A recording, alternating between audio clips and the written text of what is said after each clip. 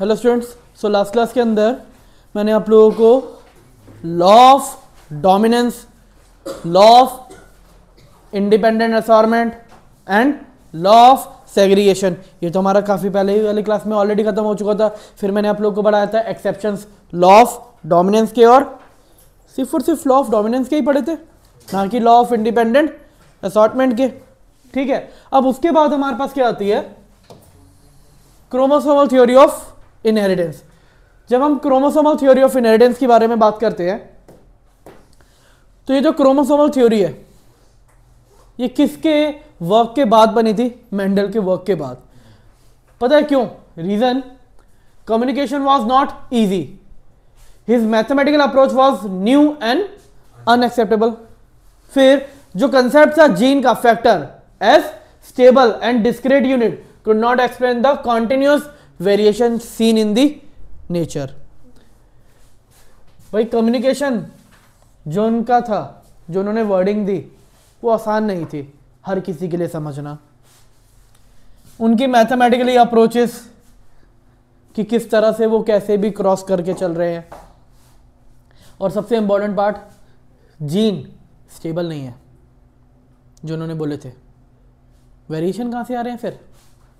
चलो एक बात बताओ, हमने लॉ ऑफ इनकम्प्लीट डोमिनेंस पढ़ा, लॉ ऑफ डोमिनेंस का एक्सेप्शन है या नहीं है? वेरिएशन आया या नहीं आया? तो भाई कहाँ से आया?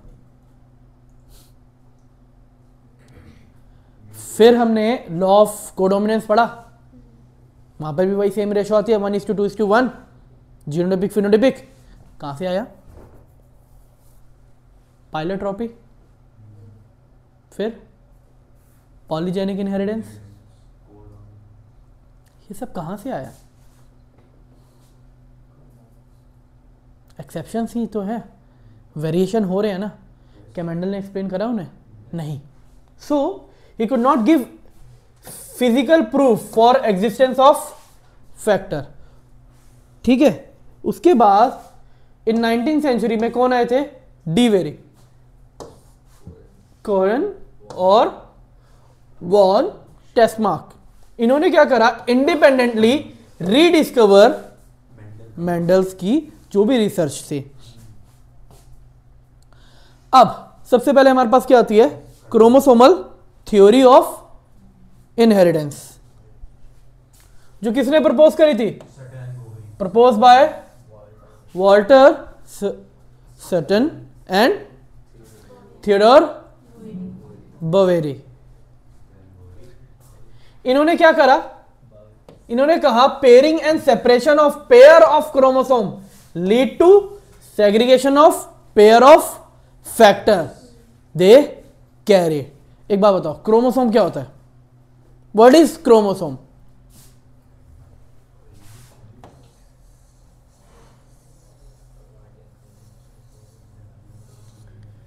नहीं, ये तो स्ट्रक्चर है क्रोमोसोम का। क्रोमोसोम है क्या? हाईली कॉइल्ड डीएनए, जो मुझे सिर्फ और सिर्फ कब सीन होता है? जब सेल डिवीजन होता है। तो सेल डिवीजन की किस फेस पे? एम फेस पे। एम फेस यानी कि माइटोटिक फेस पे मुझे क्रोमोसोम नजर आएगा। अगर मैं स्पेसिफिकली बात करूंगा कि एम फेस में भी किस पे नजर आएगा, तो मेटाफेस पे, जिसपे मैं प्रॉपर क्रोमोसोम को क्या कर सकता हूं? स्टडी कर सकता हूं। लेकिन यहां पे ये बात नहीं चल रही है, हम वो नहीं पढ़ रहे अभी। तो क्रोमोसोम और क्रोमेटिन मटेरियल, ये दो वर्ड बहुत बार यूज होते हैं, बच्चे ना बहुत कंफ्यूज। ये क्रोमेटिन मटेरियल और क्रोमोसोम में फर्क क्या है? भाई फर्क कुछ नहीं है वो बस वही डीएनए। बस फर्क क्या है कि जब इंटरफेस है तो आपका जो डीएनए वो इस तरह से कॉइल्ड है, और जब डिवाइडिंग फेस में आ रहा है तो वो इस शेप में आ गया। और ये ऐसे नहीं होता,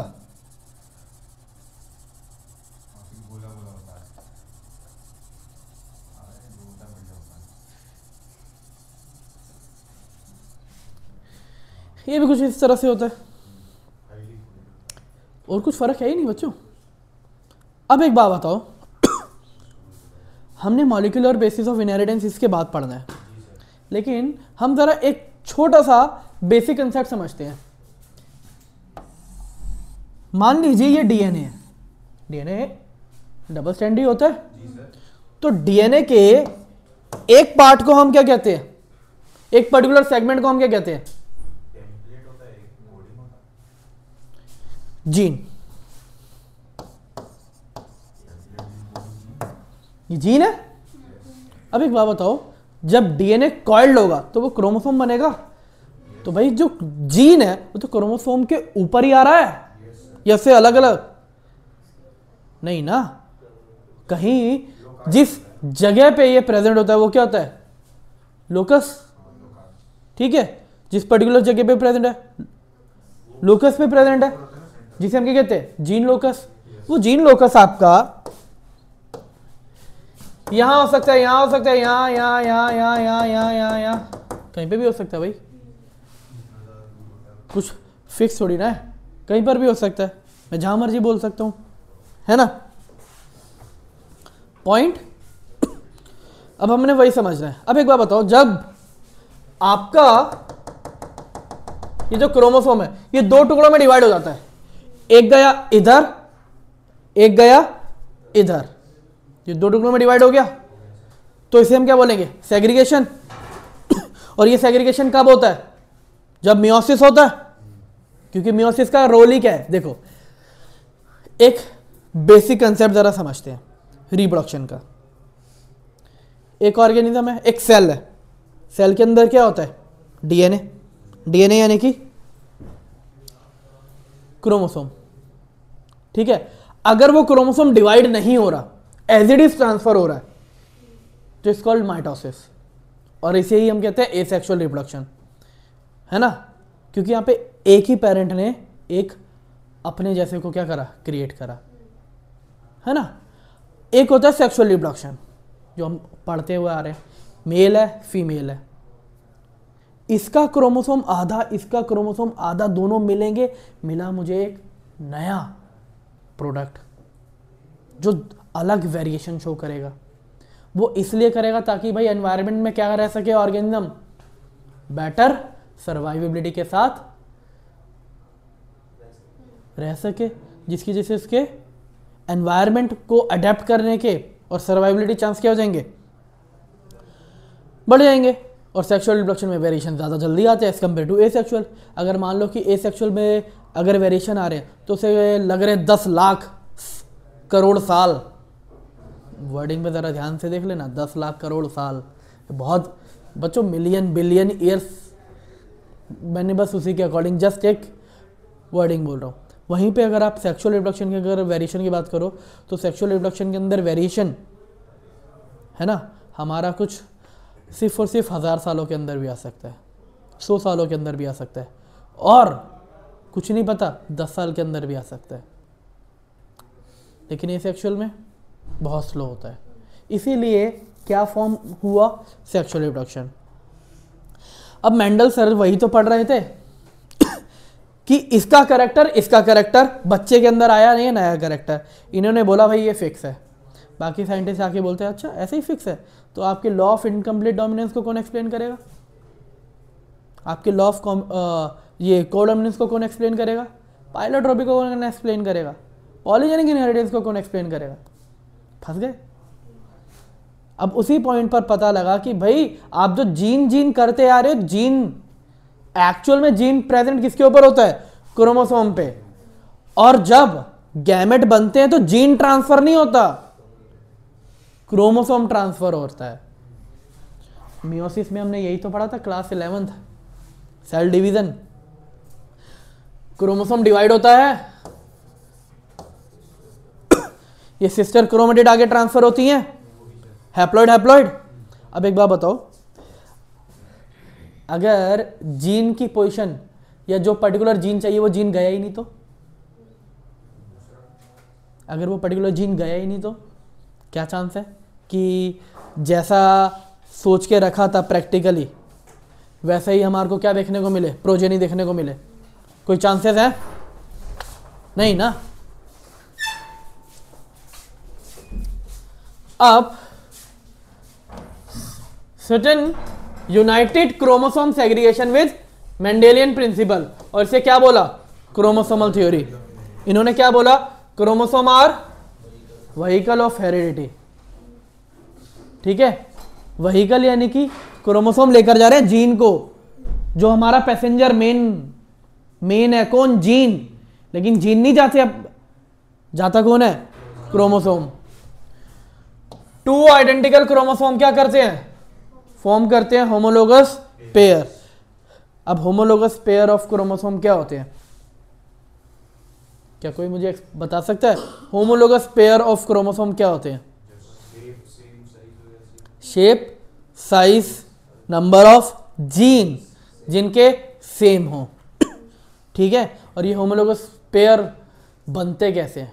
फॉर एग्जांपल, एक कपल है ए और बी, उनका एक बच्चा है। ठीक है, तो इनके जो मेल होगा, मेल के 23 क्रोमोसोम, फीमेल के 23 क्रोमोसोम उसके बच्चे में आए होंगे। अब नॉर्मल तो वो ऐसे हैं, लेकिन जैसे ही सेल डिवीजन हुआ वो क्या बने? क्रोमोसोम। अब उस बच्चे के अंदर किसकी फॉर्मेशन स्टार्ट हो रही है? Gamete formation. मेल है तो स्पर्म, फीमेल है तो ओवा। तो ये गैमेट फॉर्मेशन बिगिन हो रही है। अब उस गैमेट फॉर्मेशन में क्या होगा? उस पर्टिकुलर गैमेट फॉर्मेशन में क्या होगा? एक नंबर वाला ना मेल का, वो पेयर करेगा ढूंढ के कि फीमेल का एक नंबर का है, पेयर हो जाएंगे। जबकि माइटोसिस में ऐसा कुछ होता ही नहीं है। माइटोसिस में कह रहे हैं पेयर वेयर होने की कोई ज़रूरत नहीं है, क्योंकि क्रोमोसोम का डबलेट बनता है वहाँ पे, क्योंकि डीएनए क्या हो चुका होता है वहाँ पे? डबल ना, तो ऑटोमेटिकली हाफ हो जाता है। लेकिन मियोसिस के अंदर वैसा प्रोसीजर नहीं चलने वाला ना, वही तो सेपरेटेड है, तभी तो वो हाफ हो रहा है ना। अब यहाँ पर पॉइंट क्या हुआ कि वो पेयर बना रहे हैं, वो पेयर बने, 1 वाला जाएगा, मेल का 1 ढूंढेगा फीमेल के 1 को, 1 2 2 के साथ 3 3 के साथ 4 4 के साथ 5 5 के साथ 6 6 के साथ ऐसे ही 22 22 के साथ 23 वाला नहीं हो सकता ना, वो तो सेक्स क्रोमोसोम होता है। सेक्स क्रोमोसोम के बारे में रिगार्डिंगली क्या होगा? वो सेम नहीं होते, लेकिन हाँ जो एक्स वाला होता है, अगर मेल है तो एक्स वाला किसके साथ जाएगा? वाई के साथ। फीमेल है तो एक्स वाला रहेगा एक्स के साथ। ठीक है, अब homologous pair segregate during gamete formation. आप लोग को बता दूं ये पेयरिंग होती है क्यों है? ये पेयरिंग इसलिए होती है, मान लो कि क्रोमोसोम नंबर 1 है मेल का, क्रोमोसोम नंबर 1 है फीमेल का। ठीक है,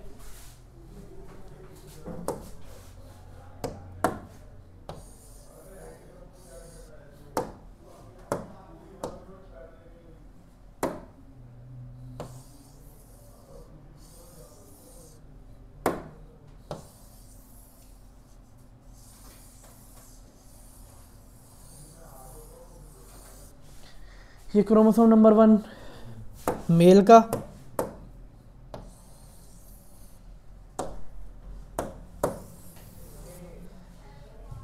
क्योंकि एग्जैक्ट सेम ही होते हैं ये बिल्कुल, फर्क सिर्फ और सिर्फ किस चीज का देखने को मिलेगा? नहीं, वो तो मेल और फीमेल अलग दिखाने हैं, इसलिए मैं ऐसा शो कर रहा हूं।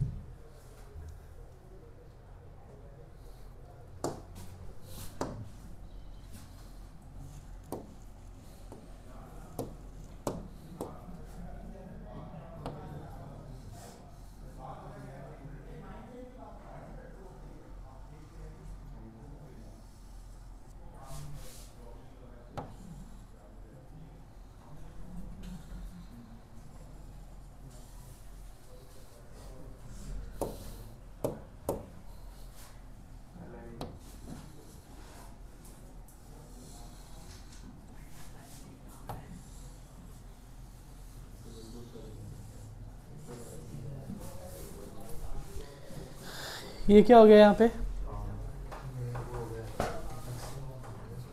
इनकी पेयरिंग क्यों हुई थी, ताकि ये मटेरियल क्या कर सके अपना एक्सचेंज। मटेरियल एक्सचेंज करने की वजह से यहाँ पर मुझे क्या देखने को मिलेगा, वेरिएशन। अब एक बात बताओ, अगर ये वाला सेग्रीगेट होके जाता है, यहाँ पे चांसेस कितने, 4, 1 2 3 4। अगर खाली ये वाला गया तो करेक्टर किसका जाएगा भाई, मेल फीमेल। खाली वाला गया करेक्टर किसका जाएगा, ये वाला गया करेक्टर किसका जाएगा, मिक्सचर, है ना, मेल फीमेल। ये वाला गया करेक्टर किसका जाएगा, ये वाला गया करेक्टर किसका जाएगा। ठीक है, अब ज़रूरी नहीं है कि मैंने यहाँ खाली मेल का करा, ये कुछ भी हो सकता है भाई, ये तो प्रोबेबिलिटी है ना, प्रोबेबिलिटी तो किसी भी तरह से हो सकती है। क्या डाउट है,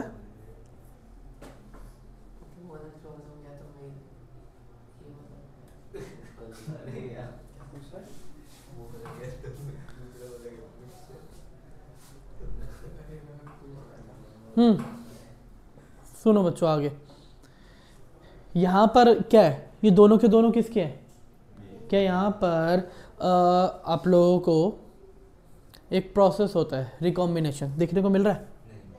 तो जब रिकॉम्बिनेशन हो ही नहीं रहा, वो प्योर है, प्योर है तो किसके करेक्टर जाएंगे, पेरेंटल। यहाँ पर रिकॉम्बिनेशन हो रहा है तो करेक्टर क्या जाएंगे, नए करेक्टर जाएंगे, जो एक मिक्स करेक्टर हो सकता है या फिर पुराने, लेकिन पूरी तरह से पुराने नहीं होंगे। सेम इन दोनों के साथ भी।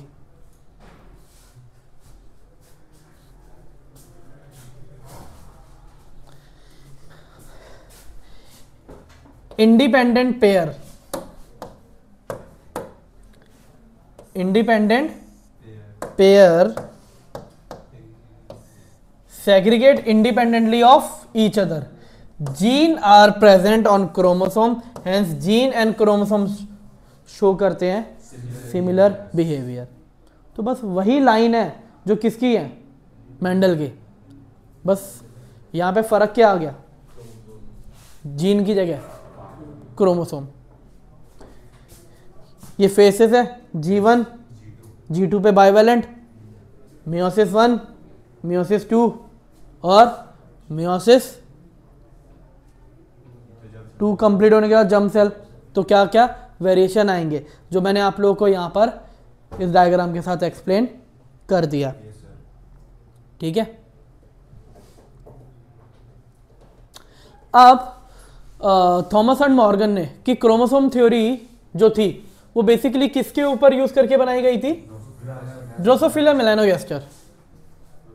ठीक है, it is a suitable material for genetic study. क्यों, they can grow on simple synthetic medium, short generation time, breeding can be done throughout the year, 100 of progeny per meeting, male and female fly are easily distinguishable. कैसे, males छोटे होते हैं female से। It has many type of heredity variation that can be seen with low power microscope. तो ये reasons थे, आप लोगों से पूछा जा सकता है कि क्या क्या रीजंस थे। मोस्टली क्वेश्चन आता है कि किसके ऊपर एक्सपेरिमेंट किया गया था, तो एक्सपेरिमेंट किया किसके ऊपर गया था, ड्रोसोफिला मेलानोगास्टर। और ये है कौन, फ्रूट फ्लाई। अब इसके बाद हमारे पास क्या आता है, लिंकेज और रिकॉम्बिनेशन का कंसेप्ट। लिंकेज क्या है, एक फिजिकल एसोसिएशन है of 2 or more gene on a chromosome. They don't show independent assortment. जबकि रिकॉम्बिनेशन क्या है, is a generation of non-parental gene combination and it occur due to the independent assortment or crossing over. ठीक है, देखो हमारी NCERT में बस जो मेन फोकस किया गया बस इस लाइन पे, उससे ज़्यादा कुछ फोकस नहीं किया गया। आप लोग को एक्सप्लेन करता हूँ कि ये क्या है, अगर मैं लिंकेज के बारे में बात कर रहा हूँ।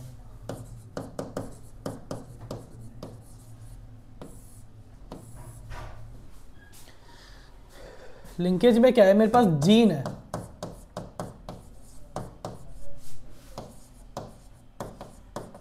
मैं इन्हें क्रॉस कर रहा हूं।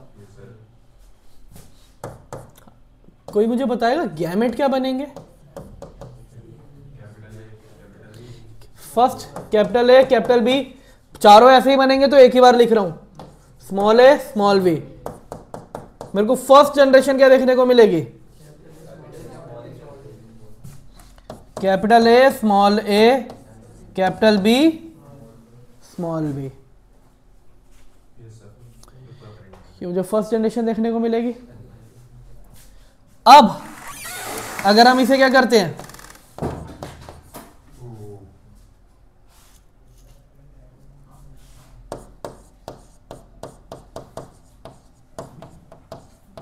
सेल्फ पॉलिनेशन ऑफ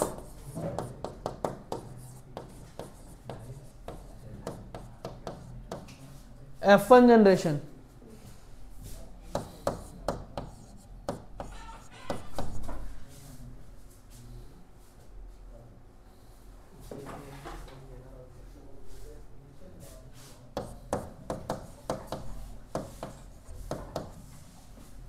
यहां पर गैमेट क्या बनेंगे?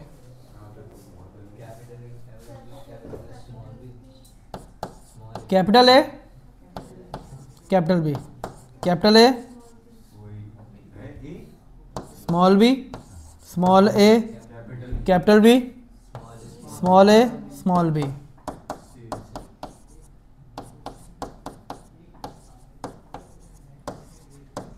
बट पता है फर्क क्या है? पॉइंट यहां पर ये है, ए जो है वो क्या है,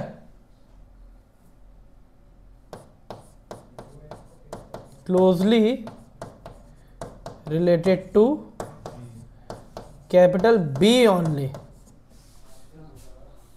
and small a with small b only.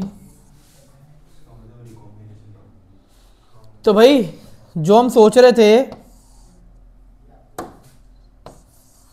ये पेयर तो बन ही नहीं सकते,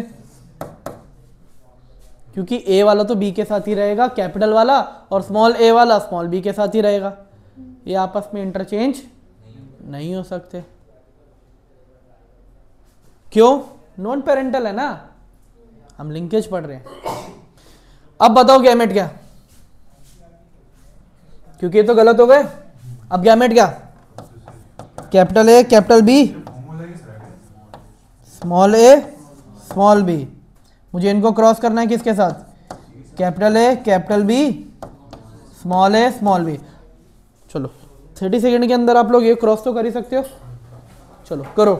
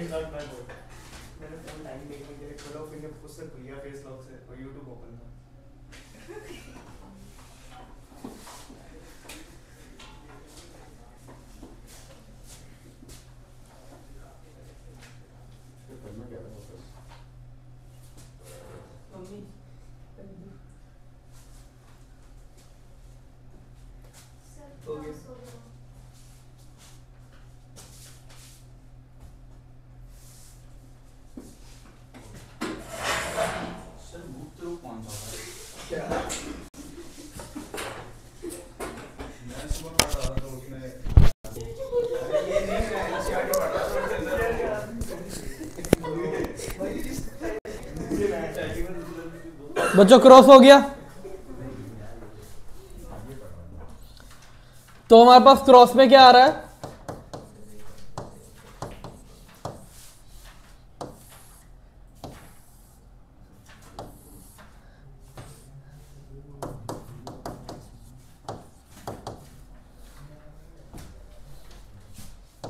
capital A capital A capital B, फिर capital A capital B small B,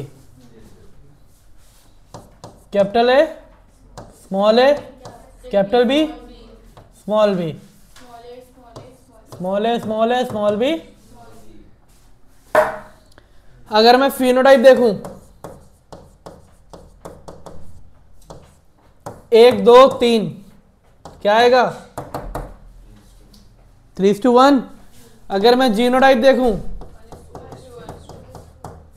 1:2 आना क्या चाहिए था फिनोटाइप 9:3:1 और जीनोटाइप क्या आना चाहिए था 1:2:2:4 1:2 1:2:1 12 24 12 12 1 है ना, यही था। लेकिन आ तो ये रहा, ये मुझे ये एक्सप्लेन कर रहा है कि जो जीन है कैपिटल ए और कैपिटल बी वो टाइटली लिंक है, छोड़ ही नहीं रहे। अब बताओ मेंडल का कंसेप्ट कैसे लगेगा, लॉ ऑफ इंडिपेंडेंट असॉर्टमेंट कैसे एप्लीकेबल हो सकती है, नहीं हो सकती। तो यहां पर ये हमारे को एक्सप्लेन होता है। अब एक बात बताओ, अगर लिंकेज ना बोले, वो कह रहे रिकॉम्बिनेशन एक्ट कर रहा है, रिकॉम्बिनेशन मैं नहीं पढ़ा रहा,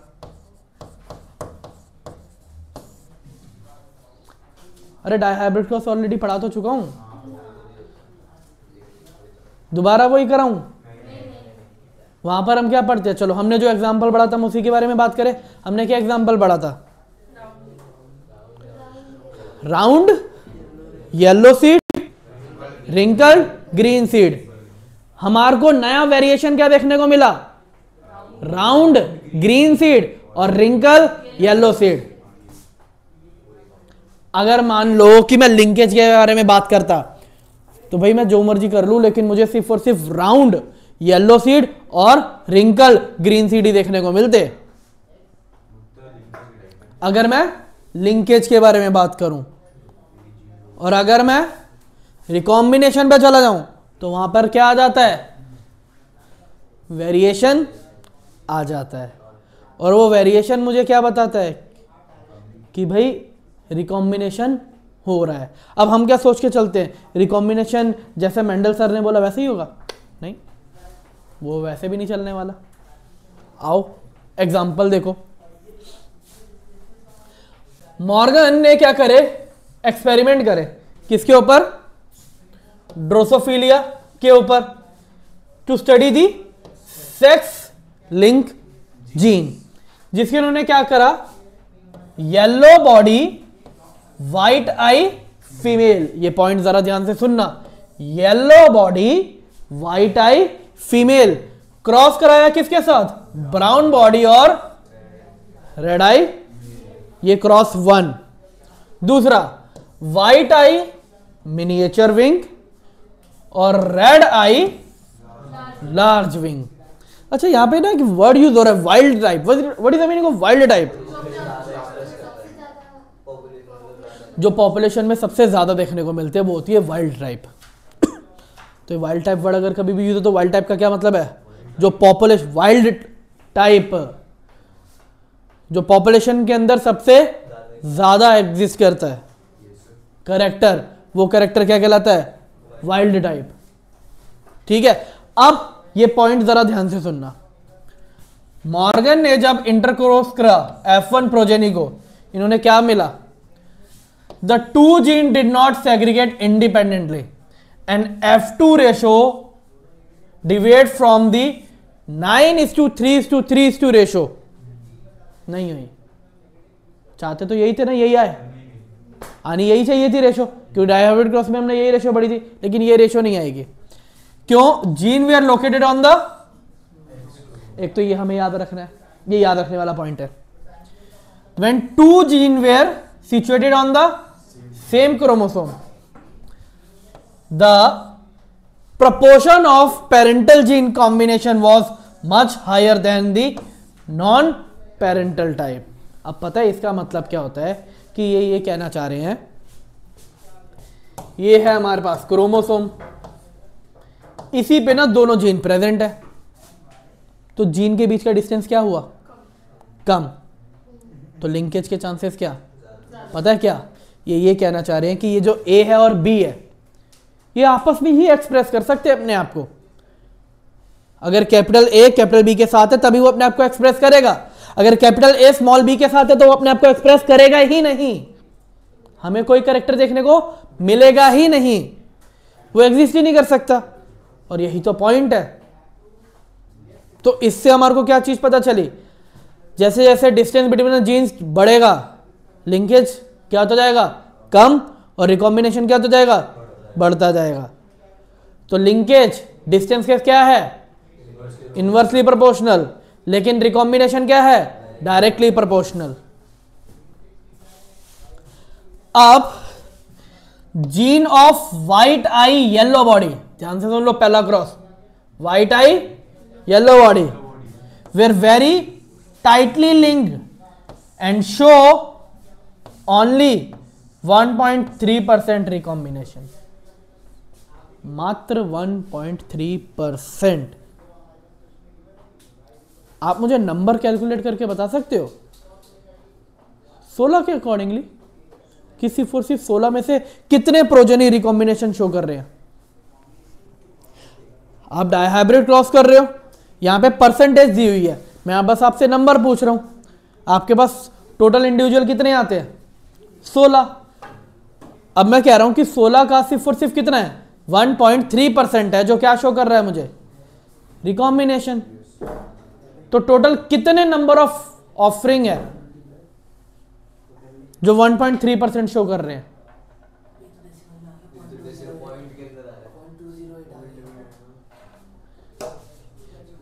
पता है क्या आएगा? एक से भी कम। अब मैथमेटिक की तरह हम इसे पूरी तरह से कैलकुलेट करने नहीं बैठेंगे, हम ये देखेंगे वैल्यू कहां आ रही है। एक से कम आ रही है ना, तो मैं पता क्या बोलूंगा? 16 में से जब मैं इसे कैलकुलेट करने बैठूंगा तो मेरे पास जो वैल्यू आएगी वो क्या आएगी? एक से भी कम। पक्का कैलकुलेशन यही आ रही है?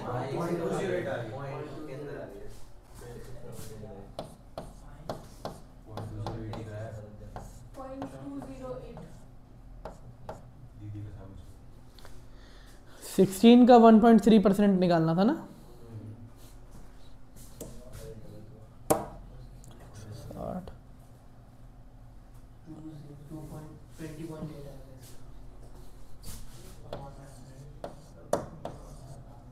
ये आ गया 20.8 अपॉन में 100, 0.208। ओके ठीक है।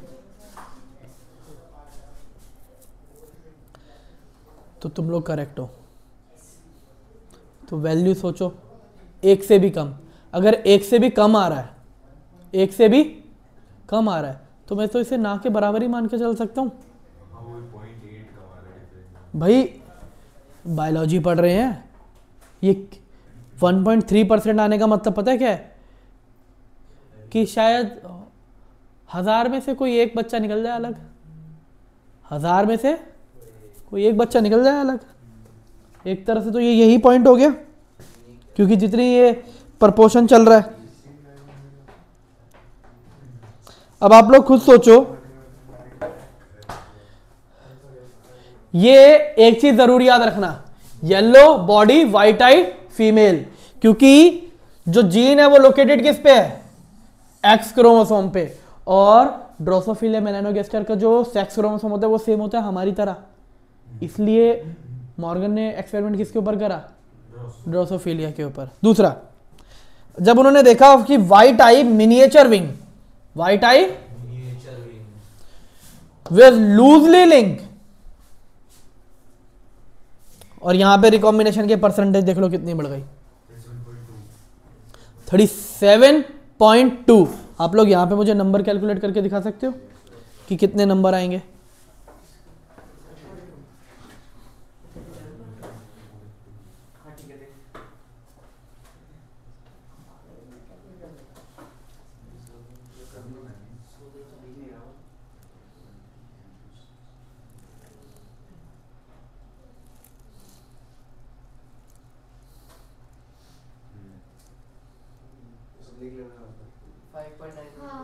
5.95 यानी कि 6, यानी कि 16 में से कितने? तो भाई ये तो काफी अच्छी रेशो आ रही है। 6 का मतलब पता क्या हो गया? 3:3। एक सेकंड चेक करो। 9:3:3:1। मेरा 9 वाला पेरेंटल शो करता था या नहीं? याद करो, अब क्रॉस याद करो। अगर मैं राउंड येलो को क्रॉस कर रहा हूं किसके साथ? रिंकल ग्रीन के साथ। Round yellow, wrinkle green, round green, wrinkle yellow. देख लो एग्जैक्ट आ रहा है या नहीं आ रहा? नहीं, ये वैल्यू एक्चुअल में इतनी परफेक्शन के साथ कभी भी नहीं आएंगी। क्रॉस है तो क्रॉस के अकॉर्डिंग ही है बस, एक्चुअल में कभी भी आपकी इतनी परफेक्शन के साथ नहीं आने वाली। इससे हमें क्या पता चलता है? टाइटली जीन शो लो रिकॉम्बिनेशन, लूजली रिंग और हाई रिकॉम्बिनेशन, जो मैं आप लोग को ऑलरेडी एक्सप्लेन कर चुका था। प्रोपोर्शनलिटी के अकॉर्डिंगली और डायरेक्टली प्रोपोर्शनलिटी के अकॉर्डिंगली, इनवर्सली डायरेक्टली। अब एल्फ्रेड स्टूवेंट, इन्होंने क्या करा था? यूज करा था recombinants frequency between gene pair for measuring the distance between gene, जिसे इन्होंने क्या बोला? Map their position on the chromosome.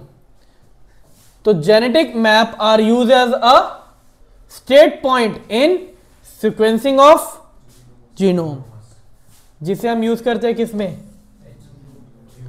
Human genome project में। बच्चों ये आपका एनसीईआरटी के अंदर ये क्रॉस भी मेंशन होगा।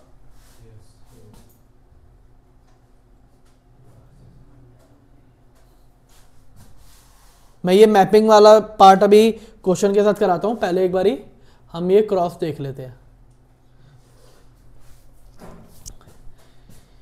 ये क्या है?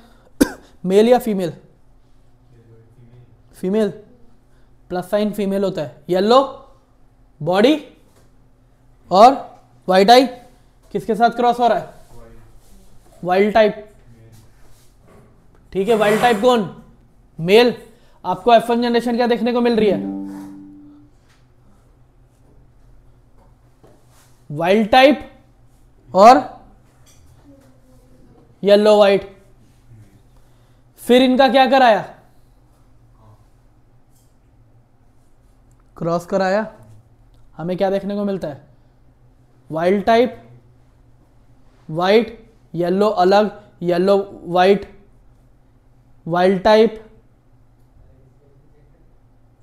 White yellow, yellow white. अब पॉइंट क्या हो रहा है? रिकॉम्बिनेशन का मतलब क्या है? येलो किसके साथ था? येलो किसके साथ था? वाइट के साथ, है ना? और दूसरा क्या है मेरे पास? Wild type. एक बार जरा सब पे ध्यान दो। मेरे पास पेरेंट है येलो वाइट और वाइल्ड टाइप, और मेरे को F1 जनरेशन मिल रही है वाइल्ड टाइप और येलो वाइट। जब मेरे पास ये दो जीन आते हैं,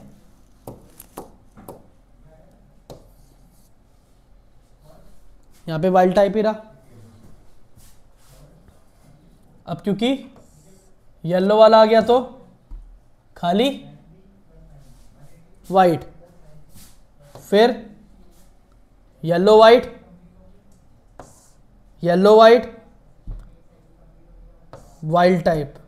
बाकी मुझे क्या मिल रहा है? Yellow white yellow. अगर मैं इन चारों को देखूं तो ये चारों के चारों क्या आ रहे हैं? Parental character. मुझे नया कैरेक्टर जो देखने को मिल सकता है, वो नया कैरेक्टर क्या हो सकता है? या तो खाली वाइट होगा, या तो खाली वाइट, या तो खाली। ये है मेरा वो नया कैरेक्टर रिकॉम्बिनेशन। देखो आप लोग पता क्रॉसिंग में यहां पर क्रॉस क्यों नहीं अंडरस्टैंड हो पाता? कंफ्यूजन किस चीज की होती है? हम फोकस ही नहीं कर रहे कि यहां पर ये सारा का सारा किसका है? पेरेंटल का, और ये वाला किसका है? रिकॉम्बिनेंट का। तो वहां पर आपको ये नहीं बता रहे कि ये 2 आएंगे और ये कितने आएंगे, ये 8 आएंगे, नहीं नहीं नहीं, आपको वो यहाँ पे ये नहीं बता रहे, आपको वो यहाँ पे ये बता रहे हैं कि पेरेंटल को जब मैं क्रॉस करूंगा तो मेरे पास ये जनरेशन आ सकती है, या तो वाइल्ड टाइप आएगी या फिर येलो वाइट आएगी।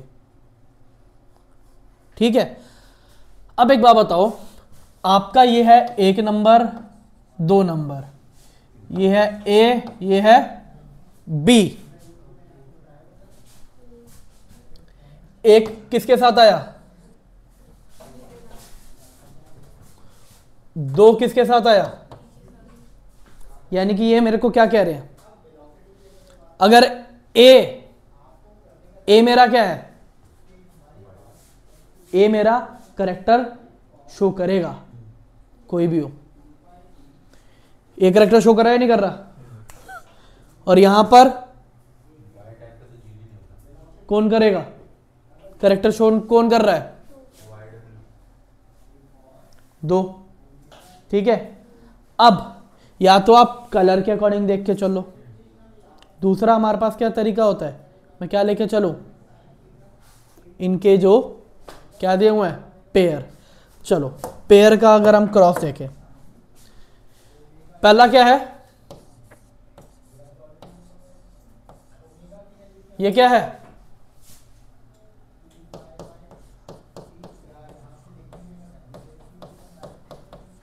येलो वाइट, और दूसरी तरफ क्या है,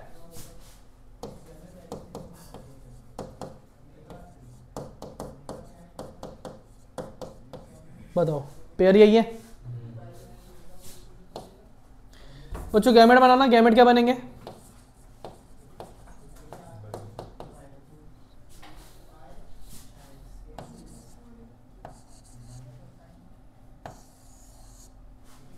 यही बनेगा मेरे ख्याल से। तो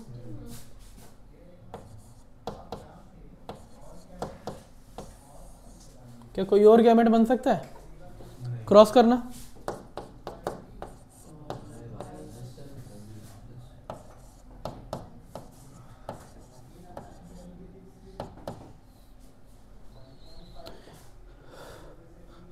कौन अपने आप को एक्सप्रेस कर रहा है,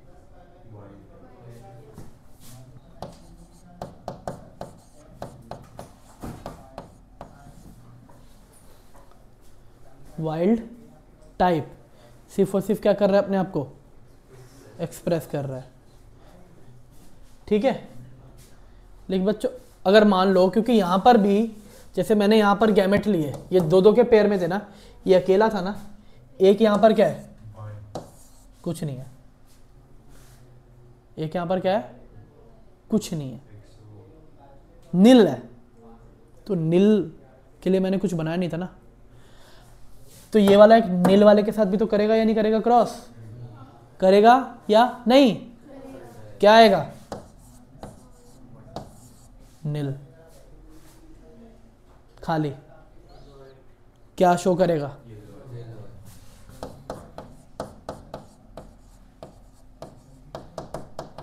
F1 जनरेशन समझ में आया, कैसे निकाली,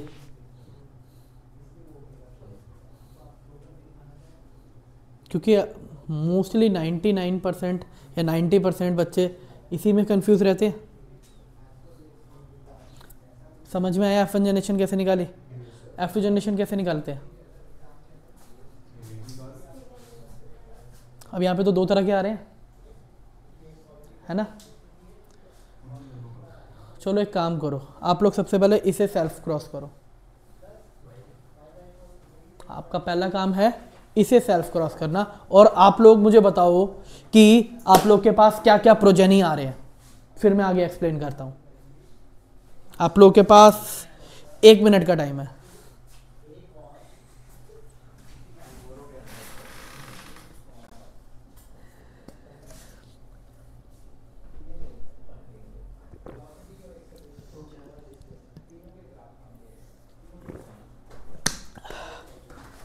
अगर आप लोग का ये वाला हो जाता है तो आप फिर इसका ट्राई करो।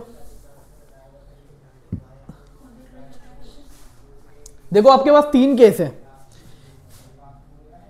एक इसको इसी के साथ क्रॉस करो, 2 इसको इसके साथ क्रॉस करो, 3 इसको इसके साथ क्रॉस करो।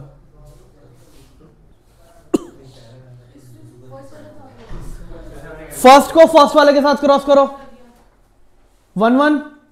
2 को 2 वाले के साथ क्रॉस करो, ये 2 है मेरा। फिर 1 को 2 के साथ क्रॉस करो। नील वाला तो नील ही रहेगा ना हमेशा, नील वाला तो हमेशा नील ही रहेगा।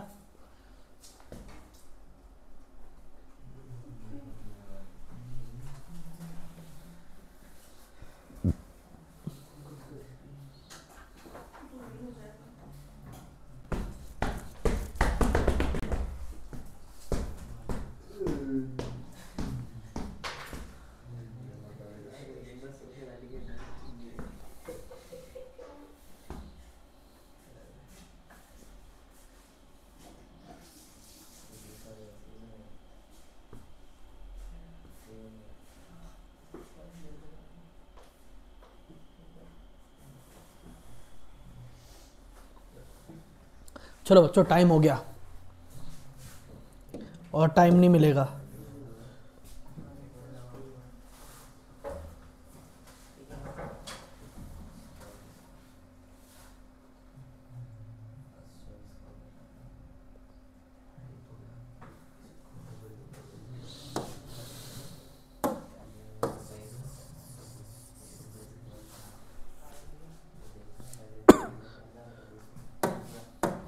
अगर मैं पहला ले रहा हूं क्या,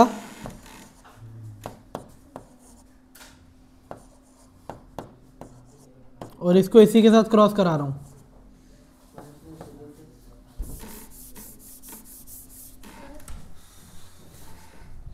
मेरा पहला क्रॉस क्या है, y plus y, w plus w, cross कराना है इसको इसी के साथ।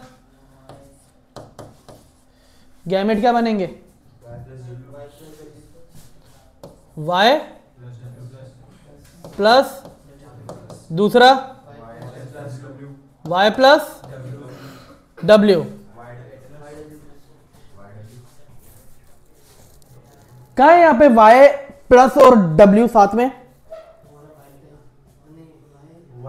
है ठीक है, बस वही तो हमें देखना है। दूसरा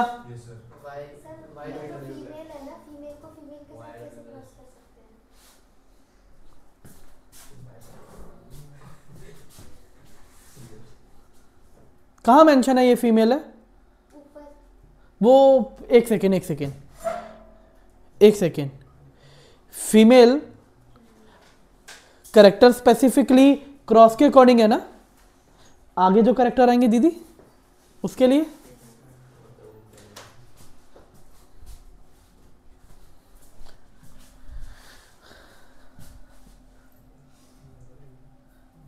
तीसरा क्या बनेगा, y, फिर क्रॉस करो y,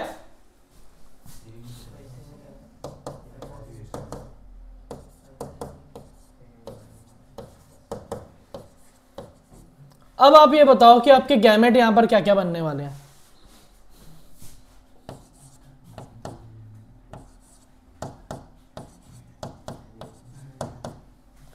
एक,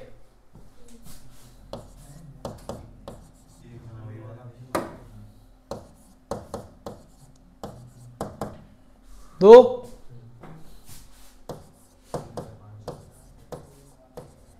तीन,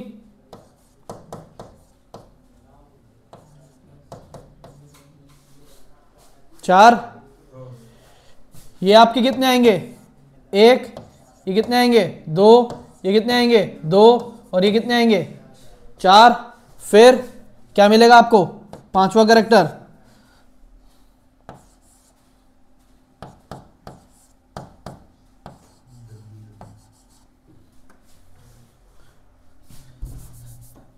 ये आपको कितना मिलेगा, एक,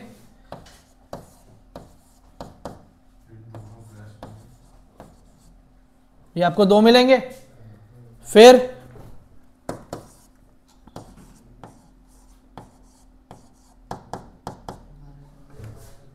कितने मिलेंगे? एक, कितने मिलेंगे? दो, कितने हो चुके हैं? तीन और 9, 9 और 2 11, 4 15, 11 और 4 16। क्या मैथमेटिक्स है भाई।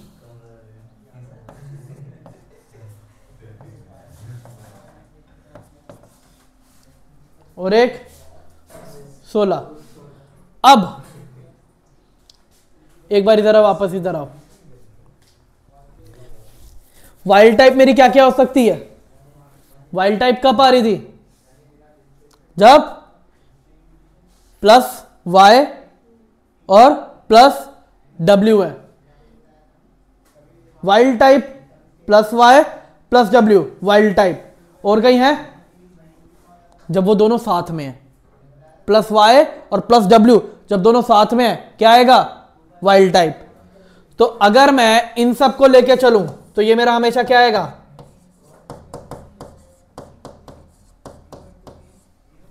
वाइल्ड टाइप ही आएगा। और कुछ आएगा?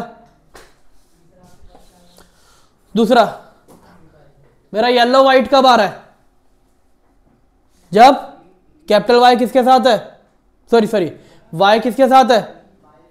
W के साथ। YW, YW। और कहीं आ रहा है? नहीं। अब बताओ खाली YW का है? ये रहा ना।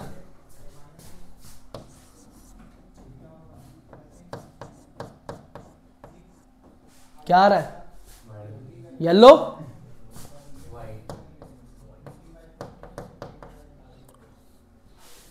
और ये क्या रहेंगे?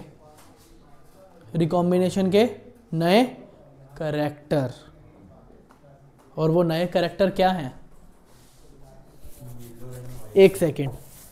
प्लस y और w पे क्या है? वाइट। प्लस y और w पे क्या है? और अगर खाली y है और प्लस w है तो आप लोग देख सकते हो, w है तो वाइट, w है तो वाइट, और अगर y है तो येलो। यानी कि ये प्लस के ऊपर डिपेंड नहीं कर रहे, नॉर्मल के ऊपर कर रहे हैं। अब अगर मैं इधर ध्यान दूं, w पे ध्यान दूं, w पे, तो ये w है क्या? वाइट। y पे ध्यान दूं, येलो। अब माही मुझे कह रही थी सर आपने तो फीमेल को फीमेल के साथ थोड़ी ना क्रॉस करा सकते हैं, क्वेश्चन में वो वहां पे क्रॉस में ऐसा दे रखा है। मैं क्रॉस के रिगार्डिंगली नहीं लेके चला, मैं यहाँ पे बात कर रहा हूँ कि अगर हमारे पास प्रोबेबिलिटी इस तरह की है तो क्या होगा। तो मैं पूरी की पूरी प्रोबेबिलिटी के रिगार्डिंगली बात कर रहा हूँ। अगर मैं उस पूरी की पूरी प्रोबेबिलिटी के रिगार्डिंगली बात कर रहा हूँ तो मेरे पास क्रॉस ये आएंगे, और उस क्रॉस में मुझे ये मीनिंग समझ के चलना है कि भाई वाइल्ड टाइप और येलो बॉडी, तब भी मुझे दिखेंगे यही। जो मुझे ये करेक्टर है ना, ये दिखेगा कितना %? 1.3%। आप इस चीज को क्रॉस के साथ कर ही नहीं सकते, मैं आपको ये बताना चाह रहा हूं। आप जितना मर्जी क्रॉस कर लो, आपकी रेशो बताओ, अगर 1.3% की अगर आती है तो दिखा दो। आप कोई भी क्रॉस कर लो। चलो मैंने आपको 3 बोले थे ना, वो मुझे पता है कि क्रॉस करने का कोई फायदा नहीं है। इस क्रॉस करने का लिटरली कोई फायदा नहीं है। क्यों? क्योंकि क्रॉस से मेरा आंसर निकलेगा ही नहीं। आप बता दो ना, मेरा आंसर निकल रहा है क्या? तो मुझे रेशो क्या दे रहा है? 9:3:3:1। आप कोई भी क्रॉस कर लो। चलो आप लोग इन दोनों को क्रॉस कर लो, इनकी गैमेट बना लो। अगर आपको रिजल्ट तब भी एज इट इज जो बोला हुआ है वो मिल जाए तो नहीं ना। मैं आपको बस यहां पे ये समझाना चाह रहा था कि ये क्या है? पेरेंटल। ये क्या है? और पेरेंटल कैरेक्टर ही आपको देखने को मिलेगा। और ये दोनों क्या है? Non parental. तो भाई आप लोग नॉन पेरेंटल जितना मर्जी कोशिश कर लो। और एक बात बताओ, 4 कैरेक्टर ही हैं, मैंने कौन से 5 कैरेक्टर कर दिए, बस मैं आपको बस ये बताना चाह रहा था। क्रॉसिंग का यहाँ पर लिंकेज जब भी आप कर रहे हो, आप F1 जनरेशन तक अपना काम कर सकते हो, लेकिन F2 जनरेशन के लिए क्रॉस कर रहे हो, टाइम वेस्ट कर रहे हो। यहाँ पर आपको ये चीज़ याद रखनी पड़ेगी कि भाई अगर मेरा ये वाला करेक्टर है ना, तो ये वाला करेक्टर क्या है, ये पेरेंटल के लिए, और ये वाला करेक्टर है ना, तो ये वाला करेक्टर किसके लिए, नॉन पेरेंटल, है ना। फिर ये सिर्फ और सिर्फ लिंकेज शो कर रहा है, और ये वाला लिंकेज शो, अब एक तो दूसरा वाला क्रॉस आ जाता है। अब मुझे लिटरली बताओ, मेरा क्रॉस सिर्फ और सिर्फ काम का कहाँ तक, F1 तक। अगर तुम लोग F2 तक इसमें क्रॉस करके अपना आंसर निकालने की कोशिश कर रहे हो, निकलेगा? तो टाइम वेस्ट करने की ज़रूरत है। हर किसी बच्चे की प्रॉब्लम ही यही होती है कि सर क्रॉस करके आंसर कैसे निकाले। अरे क्रॉस करके आप आंसर कैसे निकाल सकते हो, हमें तो ये एक्सपेरिमेंटल है, पकड़ो मक्खियाँ, करो एक्सपेरिमेंट। पेपर में लिखने का टाइम है क्या इतना? तुम्हारे को सालों लग जाएंगे ये सारा कुछ जानने के अंदर, अगर एक्सपेरिमेंटली जानना चाहते हो। 3 घंटे का मात्र पेपर होता है, हाँ? तो हम ऐसे टाइम वेस्ट करेंगे? तो इस चीज़ पे तभी आप लोग को क्या बोला जाता है कि बच्चों आप लोग को ना ये वाली परसेंटेज करेक्टर याद ही रखनी पड़ेगी, आपके पास कोई चॉइस नहीं है। आप F1 तक तो आप पता लगा सकते हो, लेकिन F2 का नहीं है तरीका। तो अब समझ में आया लिंकेज का कंसेप्ट कि किस तरह से वर्क करेगा।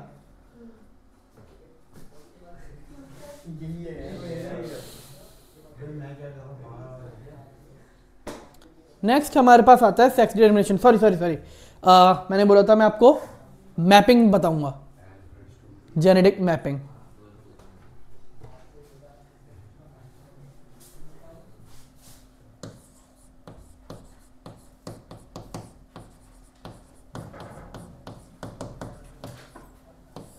जेनेटिक मैपिंग कैसा है, जैसे हमारे पास जीन है, एक क्रोमोसोम है,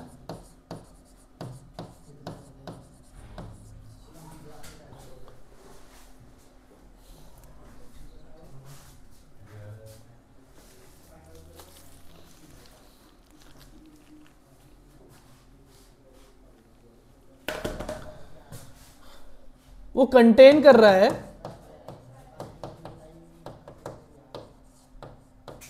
gene A, B, C, D और E। अच्छा, यहां पे ना डिस्टेंस में वर्ड यूज किया जाता है कि इतनी यूनिट है, 1 unit, 2 unit, 3 unit, 4 unit, 5 unit, ठीक है। जैसे आपको बोला गया जो डिस्टेंस है बिटवीन A एंड B,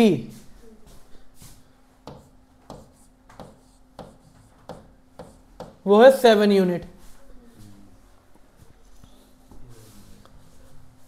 फिर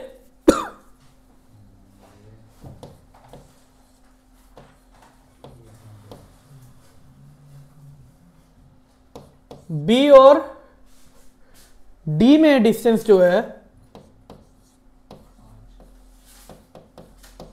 वो है 5 यूनिट।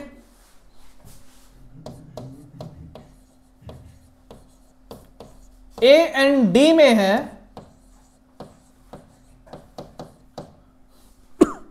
12 यूनिट।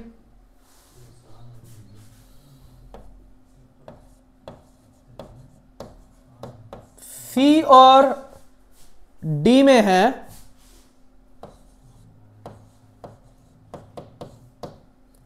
8 यूनिट। आपको बोला जाएगा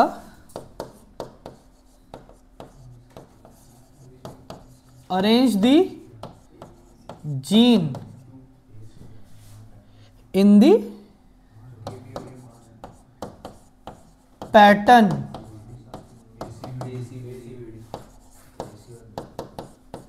in which they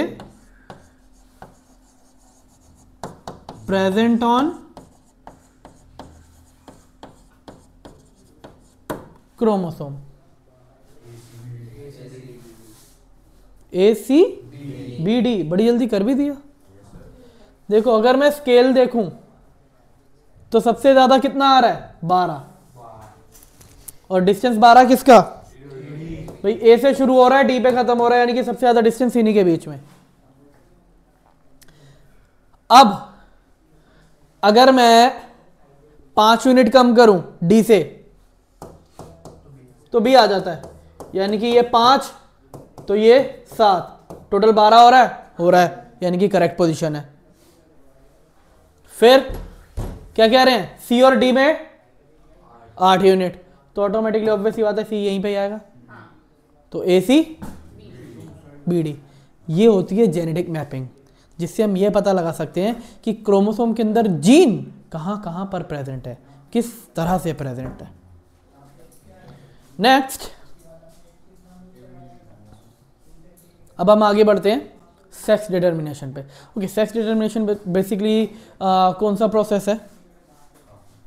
ये किसी भी ऑर्गेनिज्म का क्या डिटरमाइन करता है? सेक्स डिटरमाइन करता है। देखो सेक्स डिटर्मिनेशन जो होता है वो कितने तरह का होता है? क्रोमोसोमल और एनवायरमेंटल। सबसे पहले एनवायरमेंटल की बात करते हैं। पता है एनवायरमेंटल में क्या है कि एनवायरमेंट डिटरमाइन करता है ऑर्गेनिज्म का सेक्स, और एनवायरमेंटल के अंदर बस आपको एग्जांपल याद रखने की कौन कौन करते हैं, जैसे स्नेल, एलिगेटर, टर्टल।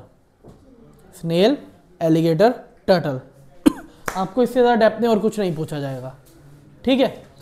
और वहीं पे जब सेक्स डिटर्मिनेशन किसके ऊपर डिपेंड करता है? सेक्स क्रोमोसोम के ऊपर, तो उसे हम क्या कहते हैं? Allosomic sex determination. Allosomic sex determination, ठीक है। हमारे पास टोटल, अगर मैं ह्यूमन की बात करूं तो ह्यूमन के पास टोटल कितने सेक्स क्रोमोसोम, कितने क्रोमोसोम होते हैं? 23 पेयर। सेक्स क्रोमोसोम कितने? एक पेयर, है ना। तो भाई अगर एक पेयर है और क्या है 23 में से, तो सिर्फ और सिर्फ एक पेयर क्या डिटरमाइन कर रहा है? सेक्स डिटरमाइन कर रहा है। अब ह्यूमन के अंदर होता किस तरह से है? XX है तो फीमेल, XY है तो मेल, ठीक है। फिर इसके बाद हैंकिंग, इन्होंने स्टडी करी स्पर्मेटोजेनेसिस इन सम इंसेक्ट और ऑब्जर्व करा that 50% of sperm receive a nuclear structure after and 50% sperm did not receive it. Henking ने इनसे क्या कहा? Structure as X body, now it's called as the X chromosome. देखो ध्यान से सुनो, in some insect observe that 50% of sperm receive nuclear structure after spermatogenesis and 50% sperm did not receive it, है ना। और इससे पता चला कि ये स्ट्रक्चर क्या है? X body. इसी तरह से ना उन इंसेक्ट के अंदर सेक्स डिटर्मिनेशन क्या होता है? हैप्लोडिप्लॉइड।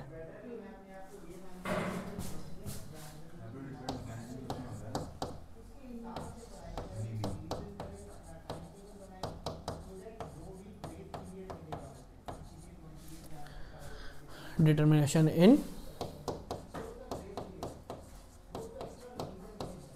हैप्लोडिप्लॉइड सेक्स क्रोमोसोम। और ये किसके अंदर होता है? कॉकरोच, ग्रास हॉपर, है ना। ये एग्जांपल आप लोगों के यूज किए जाएंगे। यहां पे आप लोगों ने याद रखना है मेल क्या होता है? मेल क्या होता है? एक्स ओ, ओ का मतलब कुछ नहीं है, नील। फीमेल तो भाई ये हैप्लॉइड है और ये डिप्लॉइड है। मैं सेक्स क्रोमोसोम के बारे में बात कर रहा हूं। ऑटोसोम अलग चलते रहेंगे, इसके प्लस प्लस ऑटोसोम, वो पेयर में होते हैं, प्लस ऑटोसोम। इसलिए वर्डिंग ध्यान से देखना मैंने क्या लिखा है। हैप्लोडिप्लॉइड खाली सेक्स क्रोमोसोम होगा, ना कि पूरे के पूरे क्रोमोसोम जो प्रेजेंट है, ठीक है। एग्जाम्पल देखो मेंशन है यहाँ पे ग्रास हॉपर। मेल क्या होता है? हेट्रोगैमेटिक। फीमेल क्या होती है? होमोगैमेटिक। क्रॉस कर सकते हो आप लोग, अगर एक्स एक्स के साथ जाएगा तो फीमेल बनाएगा, और अगर नील हो जाएगा। अब मेरी बात सुनो, यहां पर सेक्स किसके ऊपर डिपेंड कर रहा है कि स्पर्म आगे जा रहा है या नहीं। अगर स्पर्म आगे जा ही नहीं रहा, कोई क्रोमोसोम लेके ही नहीं जा रहा, तो क्या बनाएगा? मेल। अगर क्रोमोसोम लेके जा रहा है तो क्या बनाएगा? Female. X X X Y mechanism हमारे को किस में देखने को मिलता है? ह्यूमन और ड्रोसोफिलिया में। जेड जेड, अच्छा ह्यूमन का और ड्रोसोफिलिया का मैंने ऑलरेडी अभी बता दिया था। जेड जेड और जेड डब्ल्यू यहां पर ये मुझे देखने को मिलता है बर्ड्स के अंदर, ठीक है। बर्ड्स जैसे बर्ड्स, एग्जाम्पल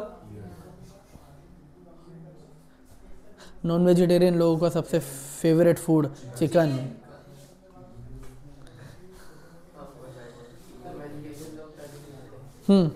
यहां पर जो मेल होता है वो क्या होता है? होमोगैमेटिक, और जो फीमेल होती है वो क्या होती है? तो मेल वाला क्या करेगा? जेड जेड, फीमेल वाला क्या करेगा? Z W. तो ये डिफरेंस याद रखना है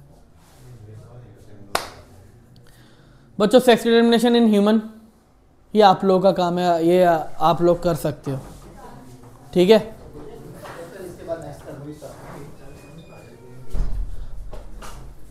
लास्ट टॉपिक हमारा क्या है? सेक्स डिटरमिनेशन इन हनी बी। पता है हनी बी क्या शो करती है? पार्थेनोजेनेसिस। कैसे? क्योंकि जो मेल होता है यहां पे, मेल पता क्या होता है?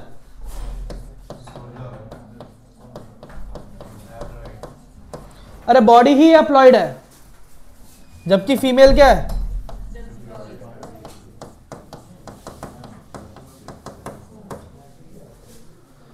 तो यहां से क्या बनेगा? बस